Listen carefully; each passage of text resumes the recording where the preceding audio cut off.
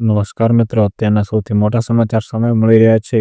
અમેરિકાએ ઈરાનના એટમી ઠેકાણાઓ ઉડાવ્યા. અમેરિકાએ ઈરાનમાં 3 પરમાણુ ઠેકાણાઓ પર હુમલો કર્યો હતો. આ ઠેકાણાઓ ફોર્ડો, નાતાંજ અને ઇસ્ફાહાન છે.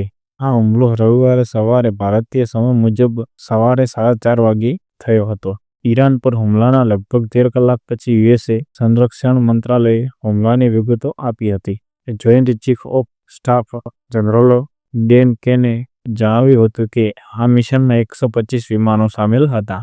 આ ઓપરેશનમાં 7B-2 સ્ટીલ્થ બોમ્બરોએ ભાગ લીધો હતો, જેણે ઈરાનના ફોર્ડો અને નાતાંજ પરમાણુ ઠેકાણાઓ પર 13,608 કિલોગ્રામના બસ્ટર બોમ્બ ફેંક્યા હતા. ટ્રમ્પે ઈરાન પર હુમલાના 3 કલાક પછી દેશને સંબોધિત કર્યો. આ દરમિયાન તેમણે કહ્યું કે ઈરાનના મહત્વપૂર્ણ પરમાણુ સ્થળો એટલે કે સંપૂર્ણપણે નષ્ટ પામ્યા છે.